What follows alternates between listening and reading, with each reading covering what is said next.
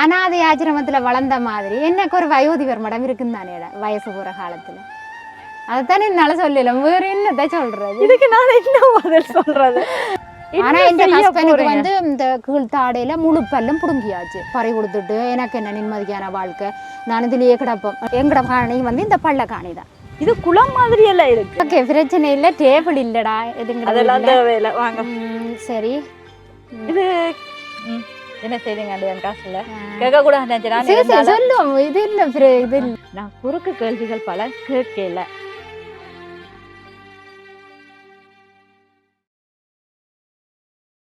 உறவுகளுக்கு வணக்கம், நான் தான் உங்க தீபா. ஒரு நாள் நாங்கள் மார்னிங் எழும்பினதுலேருந்து நிறைய கோலங்களுக்கு வரும். அந்த கோலெல்லாம் ஆன்சர் பண்ணிக்க அவங்க தங்கட நிறைய பிரச்சனையில சொல்லுவாங்க. இந்த வகையில் தான் இந்த அக்காட கோலம். இந்த அக்கா வந்து கிட்டத்தட்ட எனக்கு ஒரு மாதத்துக்கு முதலே கால் பண்ணிட்டாங்க. இப்போ யாராவது கால் பண்ணால் அவங்கள நான் போய் சந்திக்கிறேன்றது குறைவு. உங்களுக்கு என்ன பிரச்சனை, என்ன தேவை, நீங்கள் எப்படி இருக்கிறீங்க, அது எல்லாத்தையுமே விசாரிக்கிறது. அதுக்கு பிறகு சொல்கிறது நீங்கள் ஜிஎஸ் லெட்டர் எடுத்து தரணும். அதுக்கு பிறகு நாங்கள் சொல்லிடுறது பக்கத்துலலாம் நான் விசாரிப்பேன் உண்மையாக பொய்யாண்டேன்டா. நிறைய கேள்விகள் வரைக்கும் அதுக்கு பதில் சொல்லக்கூடிய இடத்துல நானும் நிற்கணுமன்றதுக்காக தான் இப்படி ஒரு பெரிய வேலை திட்டம் செய்து கிட்டத்தட்ட 1 கிழமை 1.5 கிழமை ஆகினாலும் பரவாயில்ல, இவங்க எல்லாம் சரியா இருக்கணுமன்றதுக்காக தேர்ந்தெடுத்து செய்யறது. அப்படி இருந்து கேட்பீங்க, என்ன தீபா நிறைய பேர் ஏமாத்துறாங்கன்னு. அது நிறைய பேர் வந்து என்ன காசு விஷயத்துல ஏமாத்தையில, அவங்க நல்ல இடத்துக்கு வந்தோன்னே நாங்க அந்த இடத்துக்கு தேவையில்லைன்னு நினைக்கிறாங்க. அப்ப அது வந்து ஒரு பெருமையான விஷயம் தான். ஏன்டா என்னால இல்ல எங்களால மேலே போயிட்டாங்க. அப்ப அந்த வகையில நாங்க அதெல்லாம் பெருசா எடுக்கக்கூடாது. சரி, அவங்க ஒரு நல்ல இடத்துக்கு வந்துட்டாங்களே நினைச்சு நாங்க எல்லாரும் சந்தோஷப்படணும். சரி, இப்ப விஷயத்துக்கு வருவோம். அப்ப அந்த வகையில தான் இந்த அக்காவும், அதாவது எங்கட சுடர் அக்கா, இவங்களை பற்றி விசாரிக்க நிறைய விடயங்கள், அதாவது 100க்கு 90% உண்மைகள் இருந்தது, சில பொய்களும் இருந்தது. இந்த இடத்துல பொய்களை அலசி ஆராய போனால் அவங்களுக்கு அது ஒரு தாக்கமாக இருக்கு. ஏன்னா நிறைய பேர் ஃபோன் பண்ணி நாங்கள் ஒரு போராளி குடும்பம் வந்துவாங்க. அப்போ நீங்கள் போராளி குடும்பம் வந்தா எந்த வகையில் என்னென்னலாம் கேட்க வழி கிடைக்க சிலர் இருந்து அழுவாங்க. அந்த அலைக்கு அவங்க சொல்கிற காரணங்கள் அதெல்லாம் சரியாக இருக்கும். அதே நேரத்தில் உண்மையாகவே ஒரு குடும்பத்தை நாங்கள் போய் சந்திக்கிறதுக்கு நிற்க நான் தோண்டி நிறைய கேள்விகளை கேட்டு கொண்டிருந்தா அவங்களோட மைண்டில் ஒரே ஒரு எண்ணம் மட்டும்தான் வரும். நாங்கள் கஷ்டப்பட்டதால தானே என்னட்ட இவ்வளோ கேள்விகளை கேட்குறாங்க. எங்கள்கிட்ட இருந்தால் யாருமே இப்படி கேள்வி கேட்க மாட்டாங்க. ஏன் நான் கூட கஷ்டப்பட்டு போயிட்டேன். என்னட்ட யாராவது வந்து நிறைய கேள்வியை கேட்டுட்டு தான் உதவி செய்ய போகிறாங்கன்னு வலிக்கிட்டா எனக்கு அது ஒரு பெரிய தாக்கமாக இருக்கும். அந்த நொடியே எனக்கு ஏதாவது செய்து கொண்டு என்னையே நான் இழந்துடலாம்னு தோணும். அப்படி ஒரு வேதனையாக இருக்கும். அந்த வகையில் தான் இந்த சுடரக்கா சொன்ன நிறைய விடயங்களையும் நான் குறுக்கு கேள்விகள் பல கேட்கல. இருந்தாலும் நானும் ஒரு பெண் என்ற நிலைமையில யோசிக்க அவங்களுக்கு பல கஷ்டங்கள் இருக்குன்றதை உணர்ந்து கொண்டேன். அப்போ போராளியாக இருக்கிறாங்க, அது உண்மை. அதில் இருந்து அவங்க என்னென்ன செய்தாங்க, இப்படியெல்லாம் நடந்துச்சா என்றது அதெல்லாம் அலசி ஆராயக்க அதில் சில பிழைகள் இருக்கலாம். ஆனால் அதை நான் அவங்கள்ட்ட வந்து தெளிவுபடுத்த விரும்பலை. ஏன்னா ஆரம்பத்திலேருந்து இப்போ மட்டும் அவங்களோட வாழ்க்கை வந்து கடினமாக தான் இருக்குது. அப்போ கஷ்டப்பட்டு கொண்டிருக்கிற ஒரு ஆள்கிட்ட நீங்கள் போராளியா இப்படி இருந்தீங்களான்னு நான் விசாரித்து கொண்டிருக்கேன். அது ஒரு தாக்கமாக இருக்கும். அதே நேரத்தில் உளவியல் ரீதியாக அவங்க பாதிக்கப்பட்டு இருக்கிறாங்க ஆல்ரெடி. அப்போ உளவியல் ரீதியாக பாதிக்கப்பட்டு எனக்கண்டு யாருமே இல்லைன்னு யோசிக்கிற ஒரு ஆள்கிட்ட நான் குறுக்கு கேள்விகள் கேட்க அவங்களுக்கும் அது ஒரு பெரிய தாக்கமாக இருக்கும். இப்படி நிறைய விடயங்களில் தான் இவங்களோட வீடியோவில் நான் வாயை மூடிக்கொண்டே இருக்க வேண்டிய ஒரு சூழ்நிலை. பிறகு காலங்கள் அடுத்தடுத்த வீடியோவுக்கு போவேக்க அவங்கள்ட்ட பட்டும் படாமலும் சில விடயங்களை சொல்லணுமன்றதான் என் மனசுக்குள்ளே இருந்ததை ஒழிய நான் வந்து ஏமாளியாவோ இல்லது சில விடயங்களை கண்மூடித்தனமாக நம்பவே இல்லை. ஏன்னா இப்போ எல்லாரையும் பொறுத்தளவில், அதாவது தமிழர்களோட வரலாறு இதை படிக்கிறது, தேடி ஆராய்றது அப்படியெல்லாம் நிறைய பேருக்கு ஒரு விருப்பம் இருக்கும். அந்த வகையிலையும் எங்கட நாட்டில் நடந்த யுத்த சூழ்நிலையில் எனக்கு வயசு வந்து சின்னனாக இருக்கலாம்.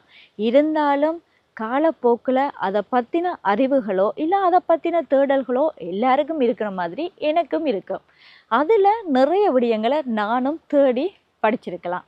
அப்போ அதுகளை வச்சு நான் அவங்கள்ட்ட கேள்வி கேட்க வெளிக்கிட்டா அது அவங்கள மன ரீதியாக தாக்கும். ஏண்டா அவங்க உள ரீதியாக தாக்கப்பட்டு இருக்கிறாங்க. அவங்களோட தாக்குதலுக்கான முதலாவது காரணம் என்னன்னு பார்த்தீங்கன்னா, அவங்க போர்க்காலத்தில் கடைசி நேரத்தில் ஒரு போராளியாக இருந்தாங்களா இல்லையா என்றதை விட எந்தெந்த வகையில் ஒரு பெண்ணாக இருந்து தாக்கப்படக்கூடாதோ அந்தந்த வகையில் தாக்கப்பட்டு தான் அவங்க வெளி உலகத்தை நோக்கி வந்திருக்கிறாங்க. வந்தவங்களை நோக்கி கடைசியில் இப்படி செய்தீங்களா, இப்படி இல்லை, இப்படி நடந்திருக்காதுன்ட்டு நான் அவங்கள திருப்பி திருப்பி கேட்டு நோகடிக்க விரும்பலை என்ற ஒரே காரணத்துக்காகத்தான் அந்த அக்காட நிறைய விடயங்களுக்கு நான் கேள்வியே கேட்கல. அதே நேரத்தில் என்னை பொறுத்தளவில் யுத்த சூழ்நிலையில் ஒரு நாள் போராளியாக இருந்து அவங்களை இழந்திருந்தா கூட அவங்க எல்லாருமே நாங்கள் மதிக்கப்பட வேண்டியவங்க தான். அவங்க ஒரு நாள் தான் போராளியாக இருந்தாங்க, உங்களுக்கு உதவி செய்ய இயலாது, நீங்கள் ஒரு நாள் போராளியாக இருந்து தான் கால் கையை இழந்திருக்கிறீங்க அப்படியெல்லாம் சொல்ல இயலாது. ஒரு நாள் ஒரு மணித்தியாலமாக இருந்தாலும் அவங்க எங்களுக்காகவும் எங்களோட ஈழத்துக்காகவும் தான் பாடுபட்டிருக்காங்க. அப்போ எல்லாரையுமே நாங்கள் தலை வணங்க வேண்டிய ஒரு இடத்துல இருக்கிறோம்ன்றதுக்காகத்தான் இந்த அக்காட்டையும் நான் நிறைய விடயங்களை கேட்கல. ஏன்னா அவங்களோட நிலை கஷ்டம். அப்படி இருக்கேக்க என்னத்துக்காக அவங்கள தோண்டி தோண்டி தோண்டி தோண்டி இது சம்மந்தமான கேள்விகளை கேட்பானே என்று தான் நான் கேட்கவும் விரும்பலை. ஆனால் அவங்க நிறைய விடயங்களை சொல்லேக்க அதை நான் காட்டணும்னு ஆசைப்பட்டது. அவங்களுக்கும் சில விடயங்கள் தெரியணும், எல்லாருக்கும் எல்லாம் தெரியுமன்றதுக்காகத்தான் நான் அப்படியே சில விடயங்களை போட்டது. இன்றைக்கும் போவேன், நோமலாக பட்டும் படாமலும் அவங்களுக்கு ஒரு விடயத்தை சொல்லுவேன், அதுக்கப்புறம் அவங்கள பற்றி தான் கழிச்சிட்டு போவேன். ஏண்டா என்னை பொறுத்தளவில் அவங்க உண்மையாக சொன்னாங்களோ பொய்ய சொன்னாங்களோ அவங்களுக்கு உதவி என்றது தேவை. ஒரு மனுஷன் பிறந்ததுலேருந்து இன்றைக்கு மட்டும் துன்பத்தை அனுபவித்து வாழையிலுமண்டா நான் எல்லாம் மாட்டேன்னு தான் சொல்லுவேன். ஆனால் அவங்க அதையும் தாண்டி வாழ்ந்துருக்குறாங்க. அப்போ அதனால் இனி வரப்போகிற காலமாவது நாங்கள் கை தூக்கி விடணுமன்றதுக்காக தான் நான் எல்லா விடயங்களையுமே வெளியில் கொண்டு போட்டுட்டு நான் அவங்களையும் தோண்டி தோண்டி கேள்வி கேட்காம அந்த இடத்துல விட்டது. சரி, இன்றைக்கி நானே நிறைய கழிச்சு கொண்டிருக்கேன் போல். வாங்க அக்கா அங்கே நிற்கிறாங்க, போயிட்டு கதைக்கும்.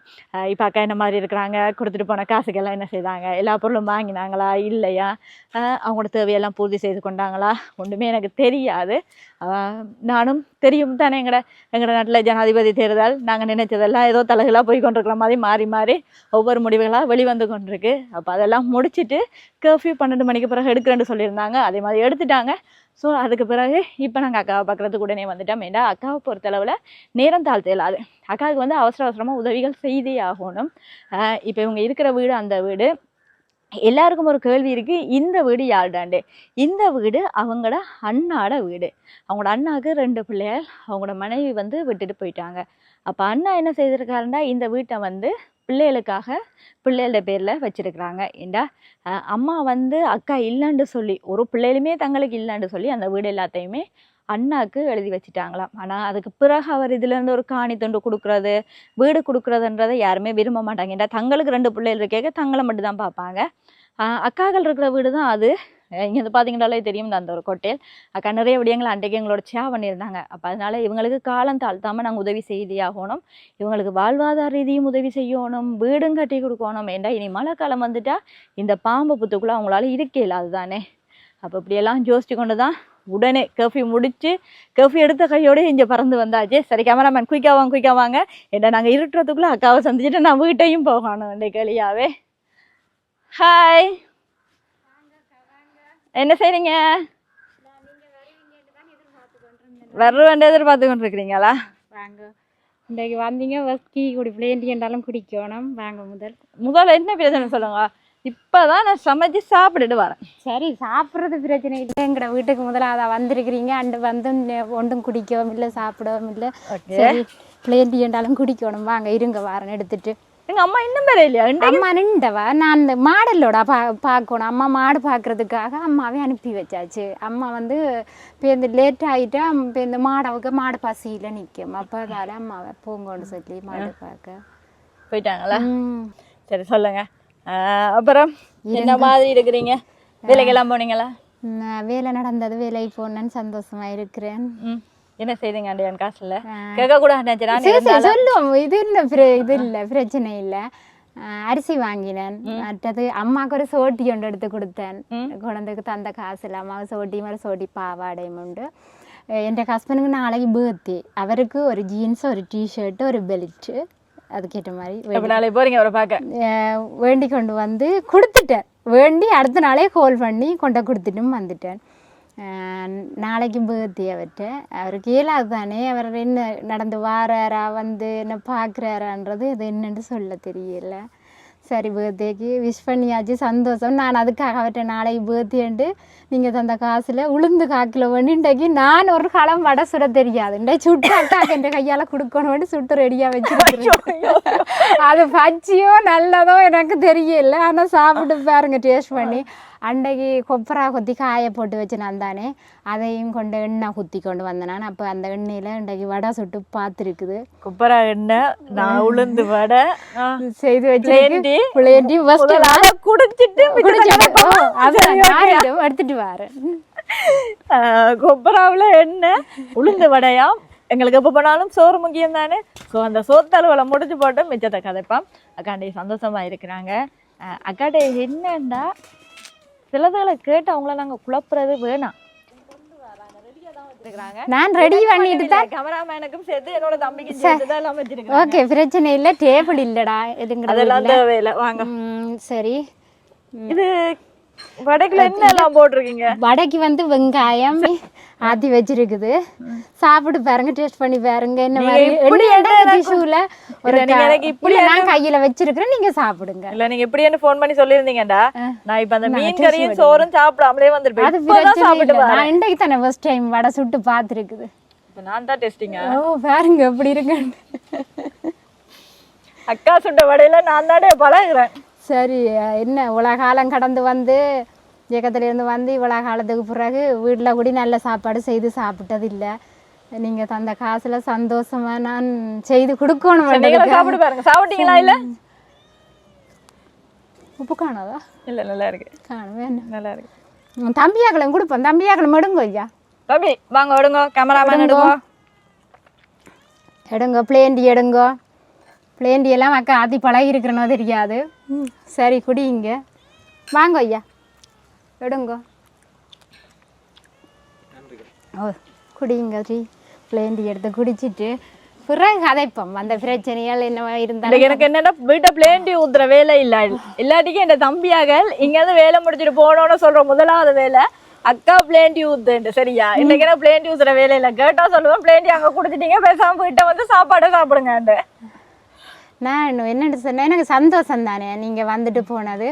எனக்கு என்னென்றது, எனக்கு ஒரு மனசுக்குள்ளே ஒரு இது, இன்றைக்கு என் கையால் என்றாலும் ஏதென்றாலும் நல்லதோ கெட்டதோ நான் ஒருக்கா செஞ்சு பார்க்கணுன்ற ஒரு ஐடியா.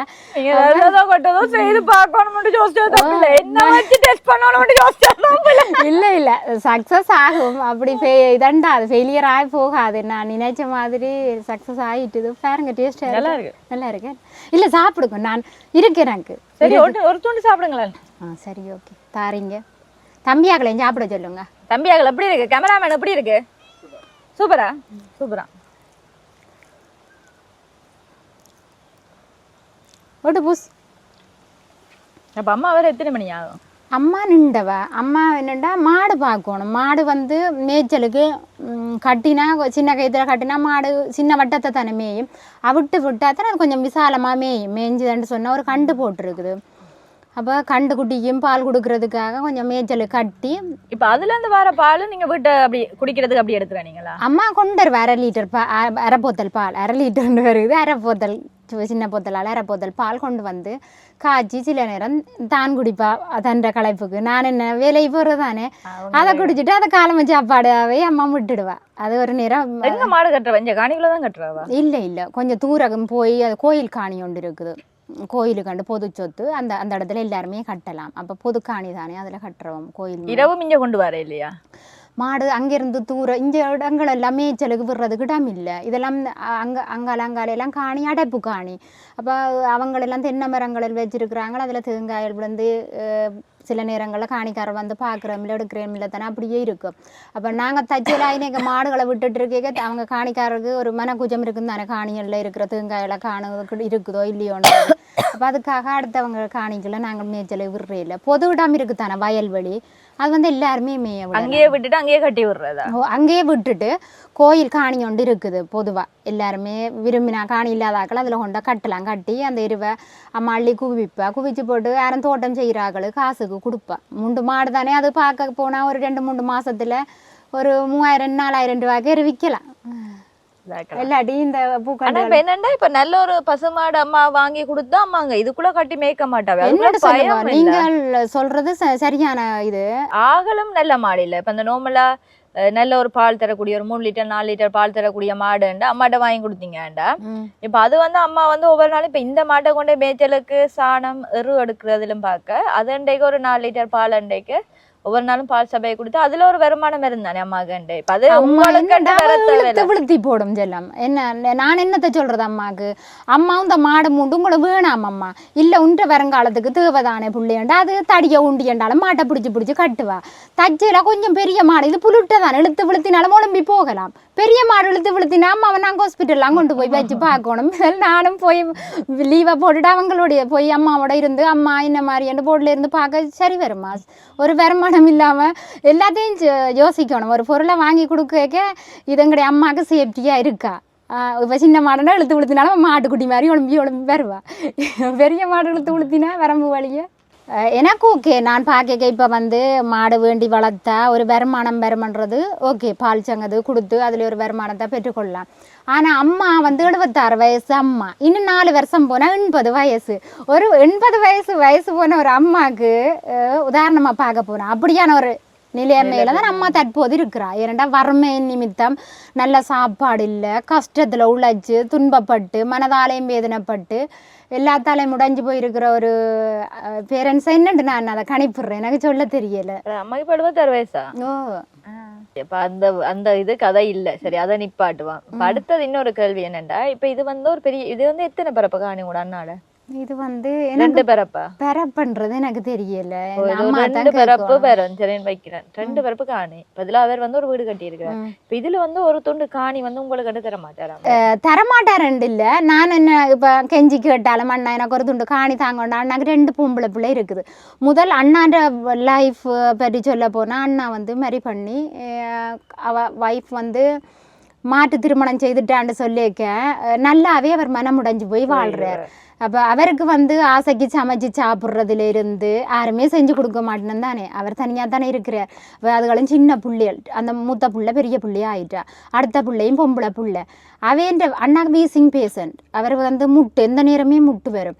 அப்போ அப்படி ஒரு நிலைமையில் இருக்க அப்படி வீசிங் பேஷண்ட்டாக இருக்க நான் போயிட்டு அண்ணா ஒரு காணி துண்டு தாவண்ணா தண்ட பிள்ளைக்கே சொத்து சேர்க்கறதுக்கு சரியான கஷ்டம் தான். ஓகே, தண்ட தங்கச்சி அண்டேக்கு அண்ணா மனமுடைவார் தான். ஏனண்டா கட்டாயம் தங்கச்சிக்கு ஒரு துண்டு காணி கொடுத்தா நல்ல மட்டும். அண்ணா ஒரு கதையில சொன்ன தங்கச்சி அந்த பள்ளம் இருக்குதானே அங்கே வெளியில அந்த வெளி பள்ளம் அதுக்கு வேணும்னா நீ மண்ணை நிரப்பு அந்த பள்ளத்தை நிரப்பினா நீங்க வந்து அதுல கொட்டில் போட்டு இருக்கேன்டா இருங்கோ அதுக்குள்ளேன்னு சொல்லி சொன்னது. அப்ப அது நிரப்புறேன்னு சொன்னா இதை சாப்பிட்டு தேத்தனியை குடிச்சிட்டு போவோம். நீங்க உள்ள வச்சுட்டு வாங்க, நாங்க அதை பார்த்துட்டு வந்து எடுப்போம். சரி, ஓகே, வா கொண்டு போயிடுவீங்க. ஓ, நான் கொண்டு போவேன். அந்த கிளாஸ் மீது இதுல வையுங்க கீழே, ஏனண்டா விழுந்துடு. இப்போ வந்து அண்ணா வந்து இல்லை, அவர் வந்து வேலையில் கங்கஞ்சு போயிட்டு வர்றது. இப்போ அந்த இடத்துலயே பிள்ளைகளை வச்சு கொண்டு இருக்கிறாங்க. இப்போ இவங்களோட முழு வேலை திட்டமும் இந்த இதுக்குள்ளே தான் நடக்கும். பஞ்சால பின்னால் ஒரு சின்ன துண்டு மாதிரி வச்சுருக்குறாங்க, அதுக்குள்ளே தான் அந்த கிச்சன் மாதிரி பாவிச்சு கொண்டு இருக்கிறாங்க. வாங்க, அது சரியான மாதிரியான ஒரு பள்ளம். அந்த பள்ளத்தை வந்து நிரவுறன்னு சொல்லி சொன்னால் சரியான மாதிரி கஷ்டம். ஏனண்டா மண் அவ்வளவு போடணும் அந்த பள்ளத்துக்கு. அதுக்கே நியாயமான காசு. ஓ, அது என்னண்டு பள்ளமாகினு தெரியுமா? ஃபர்ஸ்ட் டைம் வந்து இந்த காணி வந்து சரியான மாதிரியான ஒரு காடா. அப்ப அம்மா அந்த காலம் வேண்டேக்க 54,000 ரூபாய்க்கு வேண்டினோம் இந்த காணி. அந்த நேரம் 54,000 ரூபான்னு சொன்னா இப்படி யோசிச்சு பாருங்க. அப்ப அந்த காலம் வேண்டினதா 54,000 ரூபாய்க்கு வேண்டின டைம் அந்த காணியில ஒரு கேணி ஒரு பள்ளம் ஒன்று இருந்ததா. அந்த பள்ளத்துல வந்து தண்ணி அள்ளித்தான் இந்த கேணின்னு சொல்றது அந்த காலம். அதுல இருந்து பட்டையில தண்ணி அள்ளி, பட்டைன்றது தெரியும் பனியோலையில கொள்ற ஒரு பட்டை, அதுல தான் தண்ணி அள்ளி கொண்டு தென்னம்பிள்ளைக்கு வந்து இறைச்சி இந்த தென்னம்பிள்ளையை உருவாக்கினவாம். அப்ப அந்த காணியை வந்து அம்மா என்ன செய்து விட்டுக்கிறா, அந்த பள்ளத்தை வந்து தண்ணி அள்ளி ஊற்றிட்டு போவா. ஆக்கள் வந்து தெரியாமல் இதில் மண் ஏற்றி இந்த காணி வந்து அந்த சைடு அப்படியே பள்ளமாக போயிட்டு அதுக்கு நிரப்புறன்னு சொல்லி சொன்னா இவ்வளவு மண் போகும்ன்றது எனக்கு கண்டா தெரியும். நியாயமா மண் போகும் போல. ஏன்னா அது பெரிய ஆவலம் ஒரு பெரிய பள்ளமா தான் இருக்கு. ஆனா இப்ப என்னன்னா அந்த பள்ளத்துண்டு மட்டும் உங்களுடையா இல்ல அங்கால இருக்கிறது எல்லாமே அப்படி இல்ல, இதுல இருந்து இந்த மூலையில இருந்து அந்த பனத்துண்டு காணத்தான் அந்த பள்ளக்காணி மட்டும்தான் உங்களோட. எங்கட காணி வந்து இந்த பள்ளக்காணி தான். இது குளம் மாதிரி எல்லாம் இருக்கு. அதான் மண்ணை வந்து எங்கட கேணி, அதாவது இந்த தென்னம்பிள்ளைக்கு தண்ணி அள்ளி ஊத்துற இடம் தான் இந்த கேணி. அந்த கேணியை வந்து அந்த நேரம் அம்மா வந்து வேலி அடைக்கிறதுக்குரிய வசதி வெள்ளமை இல்லை. இப்போ கம்பி போட்டு அடைக்கக்கூடிய மாதிரியான வசதி வெள்ளமை இல்லாதால இந்த கேணியில வந்து ஒரு சுற்றி பத்தியாக தானே இருந்தது. அப்போ இதில் வந்து மண்ணை இது டிராக்டரை கொண்டு விட்டு டிப்பரை கொண்டு விட்டு தெரியாமல் மண்ணுகளை ஏற்றி பிஸ்னஸ் பண்ணின வேறு ஆக்கள். எங்களுக்கு தெரியாத துண்டும். இப்ப இதுக்கு வந்து உறுதி அப்படி எல்லாமே இருக்கு அவங்கள்ட்ட. இந்த காணிக்குரிய உறுதி அண்ணாட இருக்குது. இந்த காணிக்குரிய உறுதி இந்த காணி வந்து அந்த காணியோட சேர்மதியான காணி. அண்ணா தன் குழந்தைகளுக்கு எழுதி கொடுத்த காணியோட சேர்மதியான காணி துண்டு தான் வந்து இந்த பள்ளம். இந்த பள்ளம் வந்து ஒரு கேணி, ஒரு பெரிய துண்டு தான். பார்க்க போனேன், இது நல்ல ஒரு பெரிய துண்டு. ஆனா நினைக்கிறேன் ஒரு 50 லோட்டும் காணாதுதான். உதாரணமா பார்க்க போனா இவ்வளவுக்கு நிறவினாலும் ஒரு 50 லோட் வருமா? அப்படிதான் வரும். இதுக்கு 50 லோட் காணாது. நான் நினைக்கிறேன் இதுக்கு மண் நிரப்பி முடியறண்டாலே குறைஞ்சது ஒரு 5 லட்சத்துக்கு கூட முடியும். அதுக்கு எங்கேயாவது ஒரு சின்ன காணி துண்டு வாங்கலாம்.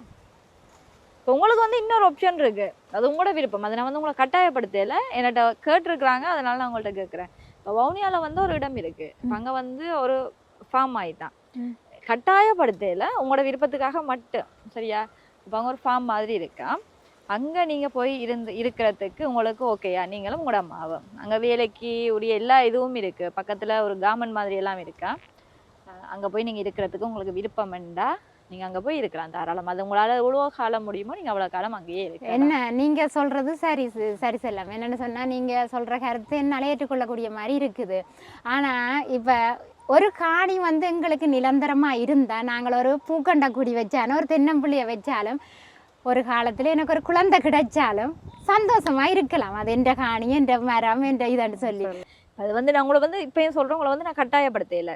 நீங்கள் கட்டாயமாக போகணும், நான் கதைச்சிட்டேன் அப்படியெல்லாம் சொல்லலை. ஆனால் அந்த நேரத்தில் அவங்க வந்து உங்களை அடிமையாக வச்சுருப்பாங்கன்னு இல்லை, நல்ல ஆட்கள் தான். இப்போ அவங்களுக்கு ஒரு ஆசை இருக்குன்னு தானே. சரி, ஒரு பிள்ளை பிறந்ததுலேருந்து இப்போ மட்டுமே கஷ்டப்பட்டு கொண்டிருக்கு, சரி அப்படியாவது ஒரு ஆப்ஷன் கொடுத்து பார்ப்பான். ஏன்னா எப்படி ஒரு காணியை நிரப்புறது குறைஞ்சது இந்த வேலைக்கு மட்டுமே 10 லட்சத்துக்கு கிட்ட முடியும். அப்போ அதுக்கு வந்து நான் எல்லார்ட்டையுமே கேட்டு செய்கிறதுலாம் பார்க்க அப்படி ஒரு ஆப்ஷன் இருக்குது, அங்கேயே வேலையெல்லாம் கிடைக்கும், பிரச்சனை நீங்கள் செய்து கேட்டு பாருங்கன்ட்டாங்க. சரி, ஓகே. அது உடனே நீங்கள் முடிவு சொல்லணும் அப்படியெல்லாம் இல்லை. அது உங்களால் இல்லாத ஒரு கட்டம், நிறைய யோசிக்கிறதுக்கு டைம் வேணுமெண்டா தாராளமாக யோசித்து சொல்லலாம். மற்றது என்னென்னா, இப்போ தையல் மிஷின்காக தான் நாங்கள் காய்ச்சிருந்தோம். நாங்கள் இப்போ எனக்கு ஒரு இது என்னென்னா, இப்போ அந்த கேர்டின் வந்து நீங்கள் வீட்டில் இருந்து தைக்க மாட்டீங்களா? கேர்டின் அவன் வந்து ஒரு பெரிய கடைன்னு சொல்கிறதுன்னு சொன்னால், அவன் வந்து 3 கடை இருக்குன்னு சொன்னவன் சொந்தமாக பெரிய கடை. அவைக்கு வந்து கடையின் பேருக்கு ஓடர்ஸ் கூட வரும். அப்போ நான் வந்து நல்ல ஒரு ஸ்கில்லான ஒரு ஆள், தையலில் வந்து நல்ல ஒரு ஸ்கில்லான ஒரு ஆள், அவருக்கு தெரியும்.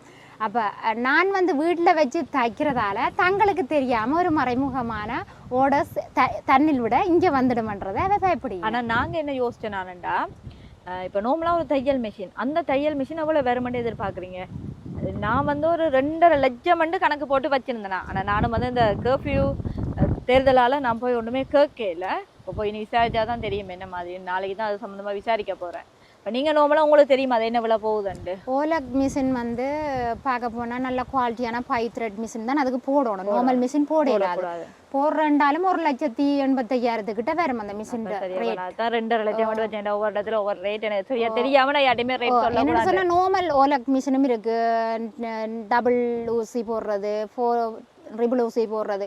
இது வந்து 5 த்ரெட்டு இதுன்னு சொன்னால் 5 நூல் கட்டை போடுற மிஷின் தான் வந்து இதுகளுக்கு கேட்டின்களுக்கு வந்து நல்ல பலப்பான இது.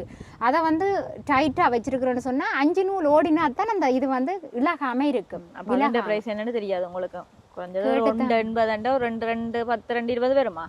அப்படி போலதான் இருக்கு. ஆனால் கேட்டு தான் பார்க்கணும் கடையில். நாளைக்கு ஒரு விசாரிப்பா. இப்போ அதைத்தான் நானும் நிறைய விஷயங்களை யோசிச்சுட்டு நீங்கள் கொண்டே இன்னொரு இடத்துல மிஷினை போட்டுட்டு நீங்கள் அங்கேருந்து தைக்க சில வேலை அது நல்ல விடயமா இருக்கலாம். ஆனால் அதுக்கு பிறகு இருக்கிற விஷயங்களை நாங்கள் யோசிக்கணும் தானே. பிறகு நீங்கள் மெஷினை கொண்டே போட்டுட்டு அந்த இடத்துல இருக்க அதில் ஒரு பிரச்சனை ஏன்டா நான் உடனே மெஷினை தூக்கிட்டு போகிறேன்ட்டு அங்கேருந்து ஒரு வெஹிக்கிளை தூக்கி கொண்டு வந்து இங்கேயும் போடலாம். அது அப்ப அது நீங்க ஒருக்கா யோசிங்க. மிஷின் எடுத்து தரலாம், ஓகே. இப்ப நீங்க நான் உங்களுக்கு எப்படியோ யார்ட்டையோ கதைச்சு நான் எல்லாரோடையும் கதை கேட்க அக்காவுக்கு மிஷின் தான் அவசரமா தேவை. அது வாங்கி கொடுத்தா அவங்க ஒரு தையல் வேலையை வீட்டை வந்து செய்யலாம்னு சொல்றாங்கண்டு. இப்ப நீங்க நாளைக்கு மெஷினை வாங்கி கொடுத்துட்டு கவர்மெண்ட் வேலையை விட்டுட்டு ஃபுல் டைம் அங்க நின்று செய்ய அங்கேயும் சண்டை பிடிச்சிட்டு இங்க வந்துட்டீங்கடா, உங்களுக்கு மாதம் இங்க இருந்து வர இன்கமும் இல்ல, அங்க இருந்து இன்கமும் இல்லாம நடு ரோட்ல தான் இருப்பேன் திருப்பீங்க. நடு ரோட்ல போயிட்டு வெள்ளச்சீலியை விரிச்சிட்டு பிச்சு என்றாலும் எடுக்கிறா. எல்லாமே அந்த கோழி குஞ்சு, அந்த காட்டு கோழி குஞ்சு, அந்த குஞ்சு அந்த பாருங்க கருப்பு கோழி குஞ்சு மாதிரி தம்பி எங்க கேமராமேன் ஜூம் பண்ணி காட்டுங்க. இதுக்குள்ள அங்கேயே குஞ்சு பொறிச்சிருக்கேன். முட்டை விட்டு குஞ்சு சின்ன சின்ன குஞ்சு தான் அந்த குட்டி தனி கருப்பு கலர். கோழி குஞ்சளவில் அண்ணாட்ட கேட்போம் ஒரு துண்டு காணி தாவன் ஆகுதுலேண்டு. ஆனால் அப்படி இருந்தும் அங்கேயும் மண் அடிக்கணும். மண் அடிக்காமல் வந்து வீடு ஒரு துண்டு அண்ணா கேட்டாலும் ஒரு துண்டு தாங்கொண்டு கேட்டு அண்ணா தந்தா கூட அதுக்கு மண் அடிக்கணுமே. இந்த அண்ணா எங்க உங்களோட அண்ணா வந்து ஸ்கந்தபுரத்தில் லைப்ரரி பக்கத்தில் ஒரு குவார்ட்டர்ஸ் எடுத்து அங்கேயே இருக்கிறேன். ஏனென்றா அண்ணாவுக்கு வந்து அந்த பிள்ளைகளை பார்க்கணும், வந்து போகக்கூடிய வருமானம் இல்லை. மற்றது யோசிங்க, இங்கேருந்து வந்து போகிறேன்னு சொல்கிறது, ஒரு தாய் இல்லாமல் 2 குமார் பிள்ளை வளர்றன்றது இவ்வளவு கஷ்டம். அண்ணா வந்து அதை விட்டுட்டு எங்களுடைய அம்மாவோட வந்து இருந்து என்னோட இருக்கிறதுன்றது அது நடக்கக்கூடிய காரியம் இல்லை. அப்படி நடக்காதானே. இருக்க மட்டும் உங்களை இந்த வீட்டுக்குள்ள இருக்க விடுறது அப்படியான ஒரு ஏதாவது கதைச்சு பார்த்துருக்கலாம் தானே. இப்போ அம்மா இப்போவே நீங்கள் சொல்கிறீங்க அம்மாவுக்கு ஒரு 76 வயசுண்டு. 76 வயசு அம்மாவை கொண்டு வந்து ஒரு கொட்டிலுக்குள்ள பாம்பு புத்துக்கு நடுவில் இருத்தி வைக்கிறன்றது ஒரு கவலையான விஷயம். அப்போ அம்மா அண்ணா அதையும் யோசிக்கலையே, அம்மா வந்து அதுக்குள்ளே இருக்கட்டும் அந்த வீட்டுக்குள்ள இல்லை. என்ன சொல்லுங்க, அம்மா வந்து அண்ணா சொன்னது இந்த வீடு அண்ணா என்னத்துக்காக விட்டுட்டு ஒழும்பி போனதுன்னு சொன்னால் நான் மேரி பண்ணிட்டு இருந்தானே. மேரி பண்ணினா தங்கச்சி கண்டு வீடு வாசல் இல்லை. அவள் போய் நடு ரோட்டில் இருக்கக்கூடாது என்றதுக்காகத்தான் நான் கொட்டில் வீட்டில் தான் 10 வருஷமாக இருந்து வாழ்ந்தேன். நான் 2 வரையும் அதுக்குள்ளே தான் இருக்கிறேன். ஆனால் அண்ணா என்னண்டா தான் கூட அந்த வீட்டில் படம் வைக்காமல் தன் வாழ்க்கை அப்படி போனாலும் பிரச்சனை இல்லை, தங்கச்சி என்னாலும் சந்தோஷமாக வாழணும்னு விட்டுட்டு போனேன். ஆனால் விட்டுட்டு போன நேரத்தில் அம்மா என்னென்னு சொன்னால், அம்மாவுக்கு வந்து என் மனுஷனுக்கு வந்து இப்படி வருத்தம் பண்ணுற விஷயம் அம்மாவுக்கு தெரியாது. என்ன இப்படி படுக்கையில் கிடந்து ஆள் இப்படியான நிலைமையில் கடுமையான நிலைமையில் இருக்கிறாருன்றது வந்து அம்மாவுக்கு 2 வரையும் தெரியாது. ஏதோ ஒரு பிரச்சனையில் அவர் விட்டுட்டு இருக்கிறாருன்றது தான் அம்மாவுக்கு தெரியும். அப்போ அவள் என்னண்டா நான் குடும்பமாக இருக்கணும் அந்த வீட்டுக்குள்ள என்றதுக்காக அம்மா என்னதான் அந்த கொட்டிலேயே தான் இருக்கிறான். நான் இப்போ எப்படி இருந்தாலும் அம்மா உதில் படுக்காதீங்கம்மா, உதில் இருக்காதீங்க, இரவிலையும் படுக்கிறீங்க, மழை வந்தாலும் அதுக்கெல்லாம் படுக்கிறீங்க என்று சொன்னேன். எனக்கு பிள்ளை இல்லை, என்ற பிள்ளையை நான் பறி கொடுத்துட்டு எனக்கு என்ன நிம்மதியான வாழ்க்கை, நான் இதுலேயே கிடப்போம் என்று தான் அதில் படுக்கிறேன். அப்போ என்ன செய்கிறேன், அப்படி ஒரு விதண்டாவாதமா அம்மா அப்படி இருக்கேங்க. நான் என்னண்டு வாங்கம்மான்ட்டு சொல்லி பிடிச்சி கொண்டு போய் வீட்டுக்கு படன்னு சொன்னாலும் அவன் என்ன செய்கிறா, இரவில் ஒளிம்பி போய் அங்கே கதிரையை போட்டுட்டு இருந்து யோசிக்கிறா. 12 மணி வந்துட்டு யோசிக்கிறா. அவங்க தம்பி கரம்புலியா போனதுலேருந்து நாங்கள் 3 பேரும் போராளியாக இருந்ததுலேருந்து அவருக்கு ஒரு அந்த மன விரக்தி. என்ன அண்ணாவும் போராளி, நானும் போராளி, எங்களோட தம்பி கரம்புலியா போயிட்டு தன் வாழ்க்கையும் தானும் புருஷன் இல்லாதவ, நானும் புருஷனை விட்டு இருக்கிறேன்ன்றதான் அவன்கிட்ட ஃபீலிங். என் மனுஷன் வந்து மாற்ற முடியாத ஒரு நோயால் பாதிக்கப்பட்டிருக்கிறாருன்றது அம்மாவுக்கு அந்த விஷயம் தெரியாது. அம்மா அப்படி இருந்தால் அம்மா இங்கேயே செத்துருவா. இப்போ மட்டும் அம்மாவுக்கு அந்த விஷயம் தெரியாது. அவர் வந்து இப்போ சீதனங்கள் இல்லை, காணி வீடு இல்லை, அதால் தான் விட்டுட்டு இருக்கிறாருன்றதான் அம்மாண்ட ஃபீலிங். அவள் வந்து ஒரு என்னென்னு சொல்கிற போய் அமாவாசை டைமுகளில் எல்லாம் அம்மாவோட மைண்ட் செட் மாறிடும். அப்போ அந்த டைமில் அப்படி ஒரு நோய் தன்மையில் இருக்க அம்மாவுக்கு வந்து நான் இதை எடுத்துக்காட்டாக சொல்கிறது இல்லை. ஏனெண்டா நான் எத்தனையோ வேதனைகளை வந்து அனுபவித்து வந்தேன். நான் எத்தனையோ வேதனைகளை கடந்து வந்து எத்தனையோ வேதனைகளை பட்டு கொண்டிருக்கிறேன். அதால் வந்து என்னோடய இருக்கட்டும், என் அம்மாவுக்கு நான் வேதனை கொடுக்கணும்ன்றதை நினைக்கல 2 வரையும். அதனால மறைச்சே வச்சிருக்கிறேன். ஆனா என் ஹஸ்பண்டுக்கு வந்து இந்த கீழ் தாடையில முழு பல்லும் புடுங்கியாச்சு. முழு பல்லும் புடுங்கி கீழ் இதுக்குள்ளால வெட்டி இதுல புல்லுக்குள்ள வச்சிருந்தால் கூட நான் பார்க்க எனக்கு வேதனையா இருக்குது. நான் அம்மாவுக்கு சொல்லுவோமோண்டு எத்தனிக்கிறேன். நானா சொல்றதே இல்லை ஒரு நாள். அப்ப என்ன செய்ய போறீங்க? இதுக்கெல்லாம் என்ன முடிவு, நீங்க என்ன முடிவு எடுத்து வச்சிருக்கிறீங்க? எந்த முடிவு, என் வயசு போற காலத்துல உண்மையாக சந்தோஷமாக சொல்கிறேன். சின்னலேருந்து அனாதை ஆசிரமத்தில் சின்ன பிள்ளையா வளர்ந்தனான். அம்மாவால் சின்னல கஷ்டத்தில் என்னை கொண்ட சேர்த்தா. அனாதை ஆசிரமத்தில் வளர்ந்த மாதிரி எனக்கு ஒரு வயோதிபர் மடம் இருக்குன்னு தானே வயசு போகிற காலத்தில். அதைத்தானே என்னால் சொல்லலாம். வேறு என்னத்தை சொல்கிறது? இதுக்கு நான் என்ன பதில் சொல்கிறது? ஒன்றுமே சொல்கிறதுக்குரிய ரீசன் எனக்கு இல்லை. அவ்வளோத்துக்கும் மனசால உடைஞ்சு நொந்து போயிருக்கிறேன். இருக்கிற காலத்தில் உயிர் வாழக்கூடிய மாதிரி ஏதோ கையில் என்னால் என்ற அளவுக்கு உழைப்பேன், அவ்வளவுதான். அடுத்த வீட்டை போயிட்டு காசு தாங்கோ, அடுத்த வீட்டை போய் உதவி செய்யும் கொண்டு பக்கத்து வீட்டில் கேட்கவும் மேலாது. ஏதோ என் கை கால் கடவுள் சொத்தி இல்லாமலும் முடவன் இல்லாமலும் என்ன விட்டுருக்கு, அவ்வளவுமே காணும். கடவுளுக்கு தான் நன்றி சொல்லணும். இல்லை இப்போ உங்களுக்கு வேற எங்கேயாவது காணி இல்லை வேற எங்கேயாவது வீடு இப்போ நீங்கள் சொல்கிற மாதிரி சரி உங்களுக்கண்டே நீங்கள் இருக்க மட்டும் அதில் இருக்கலாம், ஒரு பிரச்சனையும் இல்லைன்னு சொல்லி அப்படி எங்கேயாவது ஒரு ஏதாவது ஒன்று தந்தாலோ இல்லை போய் இருங்கோண்டாலோ போய் இருப்பீங்களா? ஓ, காணி ஒரு வீடு தந்தாலும் இருப்பேன், நான் இருப்பேன். ஒரு காணியை தந்த ஒரு கொட்டில் போட்டு தந்தாலும் ஓகே, நான் இருப்பேன். எனக்கண்டு தந்தா எனக்கண்டு இந்தாங்க சொல்கிற உங்களுக்கு இந்த காணி, இந்தாங்க உங்களுக்கு ஒரு கொட்டில் வீடு. அது கொட்டில் வீடு எனக்கு பெரிய மாளிகை மாதிரி இருக்கு. ஏனெண்டா ஒரு துண்டு காணி, ஒரு காப்பரப்பு காணி என்றாலும் ஓகே, எனக்கண்டு தந்தா நான் இருப்பேன். சந்தோஷமா இருந்து கொண்டே ஏதோ ஒன்றை செய்வேன். சரி மா போ யோசிப்போம் நிறைய விடயங்களை. அதுக்காக கடைசி காலத்துல நாங்க போய் ஒரு ஆசிரமத்துல இருக்கணும் அப்படியெல்லாம் யோசிக்காதீங்க. வயோதிபர் மடத்திலையா?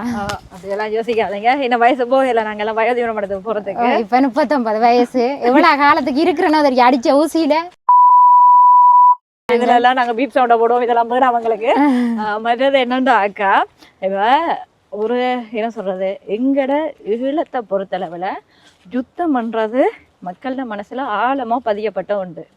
அந்த போராட்டத்துல ஒரு நாள் இருந்தாலும் ஒரு மாதம் இருந்தாலும் இல்லை ஒரு மணித்தியாலும் அந்த போராட்டத்துல தன்ற அவயங்களை இழந்து எங்களுக்காக போராடி இருந்தாலும் அவங்க ஒரு போராளி தான். அதை யாராலுமே மாற்ற இயலாது. அதுக்கு மாற்று கருத்தும் இல்லை. நீங்க சொல்ல எனக்கு கையெல்லாம் புல்லு அரிக்குது. ஏண்டா அப்படியான ஒரு இன்னலுக்கு இருந்து நான் வளர்ந்து வந்த நான் எனக்கு நீங்க அப்படியெல்லாம் சொல்றீங்கன்னு யோசிக்காதீங்க.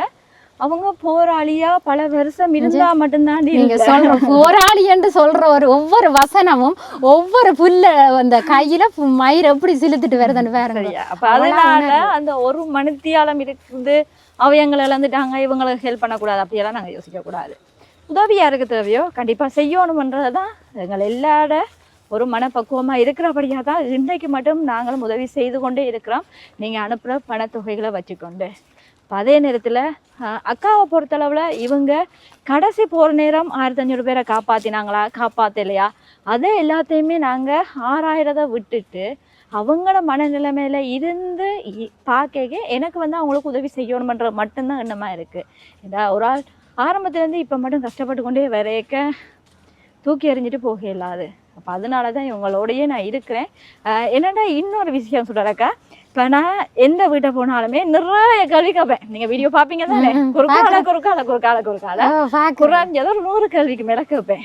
இப்போ நான் ஃபஸ்ட் டைம் உங்கள்கிட்ட வரையக்க நீங்கள் நிறைய விடயங்களை சொல்லியிருந்தீங்க, அழுதுருந்தீங்க. உங்களோட அழுக இது வரைக்குமே நீங்கள் தாங்கி கொண்டு வந்த அந்த வலி, அதனால நான் உங்கள்கிட்ட நிறைய கேள்விகளை கேட்கல, இப்பயும் நான் கேட்கல.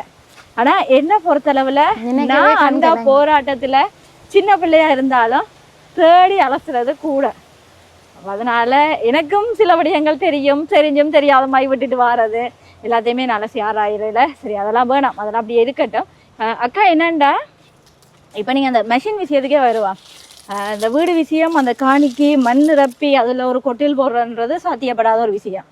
அதுக்கு நாங்கள் மண் போடுற காசுக்கு எங்கேயாவது ஒரு பரப்பு காணி துண்டு எடுத்துகிட்டு போயிடலாம் போல இருக்கு. ஏன்னா அதுக்கு அவ்வளோ முடியும், அதெல்லாம் எங்களால் இயலாது. அதையும் தாண்டி என்னென்னா அதுக்குள்ள அவ்வளோ நிரப்பினால அதுக்கு பிறகு வீடு கட்டுறதுன்றதெல்லாம் ஒரு பெரிய செலவாக இருக்கும். அதுக்கு உண்மையாக அங்கேயாவது ஒரு பரப்பு காணி எடுக்கலாம். இருங்க பரவாயில்ல, இருங்க நீங்கள் ஒரு பரப்பு காணி எடுத்துகிட்டு போயிடலாம். சரி அது வேணாம், அது நிப்பாட்டுவோம். மற்றது என்னென்னா இப்போ அம்மாவும் 76 வயசு மட்டும் இப்படி ஒரு கொட்டிலுக்குள்ளேயே இருக்கிறாங்க. அவங்களுக்கு சொந்தமாக ஒரு வீடோ ஒரு கொட்டிலோ ஏதோ கொடுத்து ஓரளவு சந்தோஷமாக இருப்பாங்க. அதுக்கு தான் நானும் முயற்சி செய்தேன்னா நான் அந்த வேலை திட்டம் சரி வராது போல். அப்போ அது ஒரு சைட்டு அப்படி இருக்கட்டும். இப்போ என்னென்னா நீங்கள் இந்த மெஷின் எடுக்கிற விஷயத்த நல்லா யோசிங்க. மெஷின் எடுத்து தரலாம், தந்ததுக்கு பிறகு நீங்கள் அந்த மெஷினை என்ன செய்ய போகிறீங்க? அந்த கடையில் போய் போட்டு செய்கிறதுன்றது உங்களுக்கு சாத்தியப்படாது. ஏன்னு சொன்னால் நீங்கள் சொல்கிற விஷயம், நீங்கள் என்னோட வயசு குறைவோ எனக்கு தெரியாது. சின்னாக்கள் சொன்னாலும் என்ன பெரியாக்கள் சொன்னாலும் நான் ஏற்றுக்கொள்கிற மனப்பாங்க எனக்கு இருக்குது. நீங்கள் சொல்கிற கருத்து ஓகே. ஏனண்டா சில நேரங்களில் நான் வீட்டில் இருந்து வளர்ந்து வந்த புள்ளி என்று சொல்லி சொன்னால் நான் யோசிக்க தேவையில்லை, கரெக்டாகவே என்னவும் கதைச்சிட்டு போகலாம். ஆனால் எனக்குள்ளேயே நான் இருந்து வளர்ந்து வந்த பக்கங்கள் எல்லாத்தையும் நான் யோசிக்கணும்.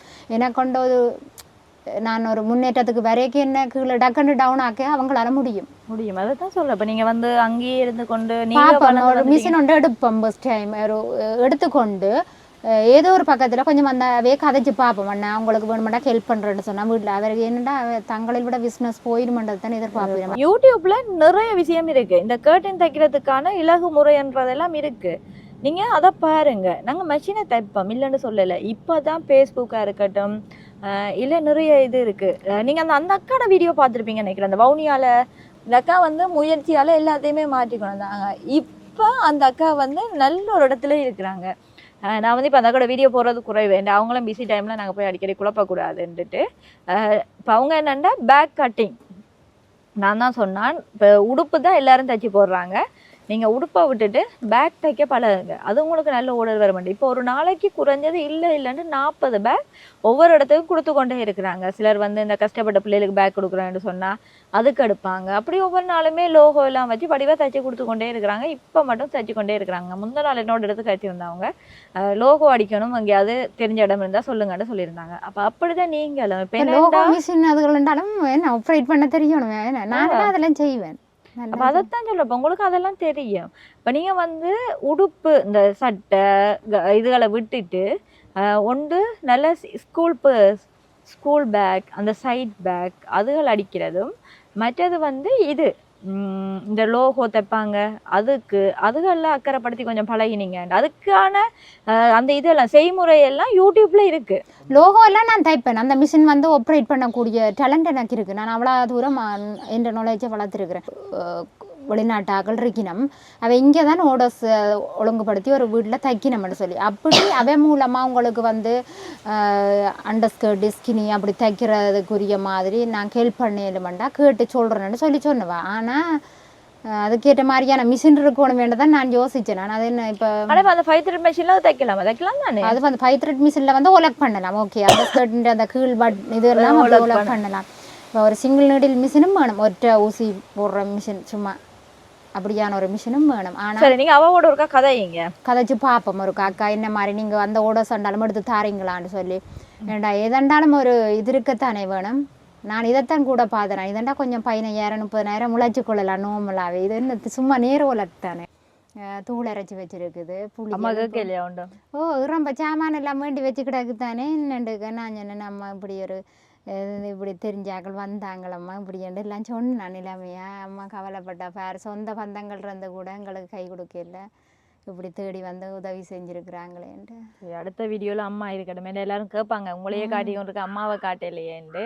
அம்மா மாடு பார்க்க போயிட்டு அதுதான் உண்டு. என்ன சொல்லுங்க, மாடு மேய்ச்சலு கட்டணும். நாங்களும் இன்றைக்கு கேர்ஃபியூ உண்டபடியே பின்னேரம் தானே வந்தது. அம்மா கொஞ்சம் வேலைக்கு வந்திருந்தாலும் அம்மா நின்றுருப்பா. அவள் மாடு பார்க்க போகிறதால போயிடுவா வேலைக்கு. மாடு பார்க்க மாடுமே கட்டி நீ கட்டியா தண்ணிக்கு விட்டு கட்டிட்டு வர காசையும் தாங்கோவன். நன்றி. இங்கே இதில் இருக்கிற காசை எண்ணுங்க. ஒவ்வொரு முறையும் காசை கொண்டு கடவுள் அந்த மாதிரி தந்துட்டு இல்லை, இது கடவுள் தந்த மாதிரி தர இல்லை. இதில் வேலை இருக்கு. நீங்கள் எண்ணுங்களா வாரம் இருக்கா எண்ணி முடியுங்க. 5 10 15 20 25 30 35 40 45 50 55 60 65 70 71 72 700 72,700 ரூபா. இதில் என்னண்டா திருப்பி நான் தந்துடுவேன். 5 10 15 20 இதானுங்க எவ்வளோ இருக்குன்னு பாப்பா. 5 10 15 20 21 22 800 700 22,700 ரூபா. இது வந்து காவியா கனடாலேருந்து அனுப்பியிருக்கிறாங்க. அந்த தங்கச்சி வந்து படித்து கொண்டே வேலை செய்கிறாங்க. அப்போ அதுலேருந்து சேமிச்சு தான் உங்களோட வீடியோ பார்த்துட்டு எங்களுக்கு அனுப்பியிருக்காங்க. இப்போ நீங்கள் என்ன செய்யுங்கன்னா, இந்த காசை வந்து உங்களுக்கு வீட்டுக்கு என்ன தேவையோ இல்லை நீங்க அதுக்குரிய பொருள் வாங்கி கொள்ளுங்க. இந்த பங்கள மழை காலம் வந்தா உங்களுக்கு கஷ்டம்னு சொல்றீங்க. அப்ப முதல் நீங்க அந்த வேலையை இந்த காசுல செய்து கொள்ளுங்க. இதை என்னங்க 5 10 15 20 25 30 35 40 45 50. 50. இந்த 50,000 ரூபாய் காசுல இருந்து நீங்க 1 ரூபாய் காசும் கையில் எடுக்காதீங்க, செலவழிக்காதீங்க. இந்த 50,000 ரூபாய் காசை நீங்க உங்க அக்கௌண்ட்ல போட்டு வச்சுக்கொள்ளுங்க. உங்களோட மெஷின் வாங்கிக்க. ஏன்னா இப்போ உங்களுக்கு வந்து 5 த்ரெட் மெஷின் ஒன்று மட்டும் வாங்கினா காணாது, சரியா? இந்த காசை நான் உங்களுக்கு வர காசுல இருந்து கொஞ்சம் கொஞ்சமா சேர்த்து கொண்டு வருவோம். மற்ற சிங்கிள் நீடில் மெஷின் ஒன்று வாங்குறதுக்கு அது வந்து அவ்வளவு பெரிய ரேட் இல்லை தானே. எனக்கு ஒரு அம்மா சொன்னவா சிங்கிள் நீடில் மிஷின் இருக்குது, நான் அதான் உங்களுக்கு செகண்ட் ஹேண்டா தாரம் குறைய காசு கண்டு. அது செகண்ட் ஹேண்டா நல்லா இருக்கான்னு பாத்தீங்களா? போயிட்டு பார்த்தேன், நல்ல மிஷினா தான் இருக்கு. அவருக்கு பிள்ளைகள் ஒருத்தர் இங்கால இல்லை.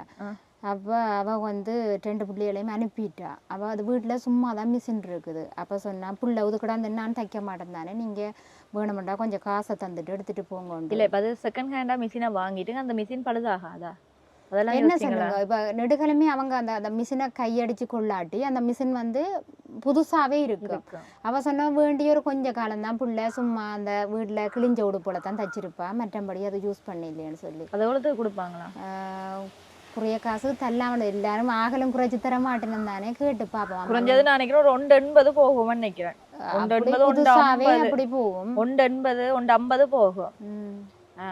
புதுசா விட ஓரளவு குறைவா தந்தா நாங்க வாங்குவோம். இல்ல வேணாம், நீங்க போய் பாருங்க, உங்களுக்கு அது சாட்டிஸ்ஃபையா இருந்தா பாருங்க, இல்லாட்டி நாங்க புதுசாவே வாங்கிடுவோம். இன்னைக்கு இந்த 50,000 ரூபாய் தந்தது வந்து ஒரு முன்னாள் ஆசிரியரின் 75வது பிறந்த நாள், சரியா? அது 15ஆம் தேதி 9ஆம் மாசம். அவர் லண்டன்ல இருந்து 50,000 ரூபாய் காசு அனுப்பியிருக்கிறாங்க. அதே நேரத்துல காவியா கனடால இருந்து 22,700 ரூபாய் அவங்க வந்து சின்ன வயசு 16 வயசுலயே உழைச்சி படிச்சு கொண்டு உதவி செய்யணும் பண்ற. 16 வயசுன்றது வந்து பிள்ளைகள் வேலைக்கு போற வயசு இல்ல. அப்படியான ஒரு பிஞ்சு குழந்தைகிட்ட நீங்க காசு வேண்டி கொண்டு தரது பெரிய ஒரு அந்த குழந்தைக்கு நான் வேணுமெண்டா எதுவும் சாமான் வேண்டி தரலாம், பார்சல் போட்டு விடுங்க அப்படின்ட்டு அந்த 22,000 ரூபாய்க்கு அந்த குழந்தைகிட்ட எனக்கு வேண்டி கொண்டு தராதீங்க. அது அவங்க என்னதுக்காக தந்திருக்காங்கடா? அவங்க வந்து யோசிச்சு பாருங்க, இப்ப எங்க நாட்டுல இருந்து புலம்பெயர்ந்து போயிட்டோம், அம்மாக்கள் உதவி செய்து அம்மாவுக்கு பிறகு பிள்ளைகள் அது ஒரு பழக்கப்படுத்தி கொண்டே வந்திருக்கிறாங்க. அப்ப அந்த வகையில தான் இன்றைக்கும் அந்த தங்கச்சி தன்னால முடிஞ்ச அளவு சமைச்சு எங்கட நாட்டுல இருக்க யாருக்காவது கொடுத்து, இப்ப நீங்க இதை வாங்கி இது நீங்க வாங்கினதுக்கு அப்புறம் அவங்க படுற சந்தோஷம் தான் பெரிய சந்தோஷமா இருக்கு. நாங்க திருப்பி கொடுக்கறதுல அது சந்தோஷம் இல்ல. ஐயோ, அந்த குழந்தைகிட்ட வேண்டி நான் சாப்பிடுறதுன்றது துரோகம், உண்மையா துரோகம். அது துரோகம் இல்ல, அது ஒரு சந்தோஷமான விஷயம். அந்த பிள்ளை எங்களுக்கு தந்திருக்கு. என்ன இப்ப நாங்களே யோசிச்சு பாருங்க, பக்கத்துல போய் 1000 ரூபாய் கடன் கேட்டா அதுக்கு 1000 கதை சொல்லுவாங்க. அந்த பிள்ளை அங்க இருந்து இங்க தந்திருக்கேன். அந்த குழந்தைக்கு முகத்தி இருக்கா காட்டுங்க, உண்மையா காட்டுங்க. என்னண்டா பாவம், அது எனக்கு பெரிய துரோகம். பிஞ்சு குழந்தைகிட்ட இப்ப இங்க ஸ்ரீலங்கா பொறுத்த மட்டும் இப்ப என்னன்னு சொல்ற 18 வயசுக்கு கீழ்பட்டாக்கள் வேலை செய்யலாது. ஆனா அந்த குழந்தை அந்த நாட்டுல இருந்து வேலை செய்து, கனடாவில இருந்து வேலை செய்து, அந்த குளிருக்கு அந்த வெயிலுக்கு அந்த குளிருக்கு இருந்து வேலை செய்து இப்படி இந்த 2 குடுங்கன்னு சொல்லி தருகுது. அந்த பிள்ளைங்க மனசுக்கு நான் வாழ்த்துறேன், உண்மையா பாராட்டுறேன். நல்லா படிக்கணும், நல்லா இருக்கணும், இன்னும் பல தலைமுறைக்கு உதவி செய்யணும் வாழ்த்துறேன். உண்மையா அந்த குழந்தைக்கு நான் ஏதென்றாலும் வேண்டி தரலாம், அனுப்புங்க. வேண்டி தாங்க பிறகு அனுப்புறேன். மற்றது இன்றைக்கு இந்த உதவி செய்தாக்களுக்கு எல்லாம் நீங்க என்ன சொல்ல விரும்புறீங்க? தங்கச்சியை சொல்லிட்டீங்க, அந்த அண்ணாக்கு என்ன உடனே 50,000 ரூபாய் காசுன்றது பெரிய வயசு போன ஒரு அங்குள். என்ன அவருக்கு நான் தான் 75 வயசுல உதவி செய்ய வேண்டிய நேரத்தில் அங்கள் உண்மையா நான் சரியாம நான் அங்கள் உண்மையா நான் என் வயசு இப்போ 39 வயசு. என் 39 வயசுல நான் இவ்வளோ துடுப்பாட்டமாக இருக்கிறேன். நான் உங்களை உழைச்சி பார்க்குற வயசுல நான் உங்கள்கிட்ட ஒரு அடிமையா உங்கள்கிட்ட ஒரு 50,000 ரூபாய் காசை வேண்டி நான் செலவழிக்கிறேன்னு சொன்னால் அது பெரிய ஒரு பாவம், பெரிய ஒரு துரோகம். நான் நல்லா இருந்தா அங்களுக்கு நான் உழைச்சி பார்க்குறேன். கண்டிப்பா சரி. அங்க உங்களுக்கு குறிப்பிட்ட காலத்துக்கு பிறகு நாங்க ஒரு வீடியோ எடுத்து போட்டு அவங்களுக்கு ஒரு தையல் மிஷினை வாங்கி கொடுத்து பின்னால இருந்து இதை செய்ய அதை செய்யன்றதுக்கு அப்புறமா அவங்க நல்லா வந்துருவாங்க. அதுக்கப்புறம் உங்களுக்கு இங்க இருந்து அவங்க காசு அனுப்புவாங்களாம், கவலைப்படாதீங்க. ஓகே, நான் சொல்லிட்டேன். இப்ப நான் போயிட்டு வரேன். ஸ்ரீலங்காவில இருந்து காசு அனுப்புறேன். பிளேண்டி குடிக்கல பாத்தீங்களா? ஆறட்டு மட்டும் சொல்லி குடிங்க தம்பியாக்கள். வடை சாப்பிட்டீங்களா? எல்லாம் தூக்கி வச்சு கொண்டிருக்கிறீங்க, சாப்பிடவும் இல்லை. இந்தாங்க சாப்பிடுங்க, எதண்டாலும் எடுத்து இதண்டாலும் சாப்பிடுங்க. பூந்தி இனிப்பு வேணாம் எனக்கு. அப்ப வடையை சாப்பிடுங்க. வடை டேஸ்ட் இல்லையா? நல்லா இருக்கு. நான் தான் சொன்னானே சோறு மீனோடையும் வந்தனாண்டு. சரி சாப்பிடுங்க வந்து இங்கே ஒரு வடி இருந்தாலும் இல்ல நீங்க அந்த வடியை அப்ப சுத்திட்டாங்களே நான் உண்டை சரி, கொண்டு okay. போறேன் ஒன்று காணும் எனக்கு மட்டும்தான் ஓகேடா ஒரு வெள்ளை பிறகு இவங்க பறிச்சிடுவாங்க ஒன்று மட்டும்தாங்க நீங்கள் சாப்பிடணும் எனக்கு முன்னால் சாப்பிடுங்க அப்படின்டா நீங்கள் இங்கே சாப்பிட போகிறீங்க பாதிய சாப்பிட்டுட்டு தான் வச்சேன் நான் அதுலயும் பாதி அவங்க எடுத்து சாப்பிட்டுட்டாங்க வாரன் ஒரு பேப்பர் ஒன்று எடுத்துகிட்டு வரேன் கொண்டு வச்சுட்டு இல்ல வேணாம் இப்படியே நான் கொண்டு போறேன் பாருங்க வாரன் எடுத்துகிட்டு வரேன் பேப்பர் எடுத்துகிட்டு வரேன்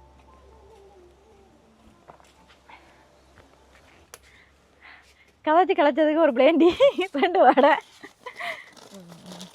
சரி நிறைய நானே சொல்லிக்கொண்டு விரும்பல அக்காவுண்டி சந்தோஷமா இருக்கிறாங்க தொடர்ந்து அவங்களுக்கு என்ன உதவி செய்யலாமோ அதை குயிக்காக செய்து அவங்களையும் ஒரு நல்ல இடத்துல கொண்டு விட்டுட்டு அது எங்களுக்கு காணும் இன்றைக்கி இந்த காணொலி பார்த்துருப்பீங்க இந்த காணொலியை பார்த்த பிறகு மறக்காமல் எல்லாருமே ஷேர் பண்ணுங்க அதே நேரத்தில் தொடர்ந்து எங்களை சப்போர்ட் பண்ணிக்கொண்டே இருங்க அதாவது நீங்கள் பண்ணுற ஒவ்வொரு சப்ஸ்கிரைபும் தான் எங்களுக்கு ஒரு பெரிய சப்போர்ட்டாக இருக்கும் அது ஒரு பெரிய ஆதரவாக இருக்கும் ஒவ்வொரு நாளுமே வீடியோ போடணுன்ற ஒரு ஆசையாகவும் இருக்கும் அப்போ அதனால் தொடர்ந்து சப்ஸ்கிரைப் பண்ணிட்டு பாருங்கள் யாராவது எங்களோட சேனலுக்கு புதுசாக வந்தால் மறக்காமல் சப்ஸ்கிரைப் பண்ணிவிட்டு வீடியோ பாருங்கள்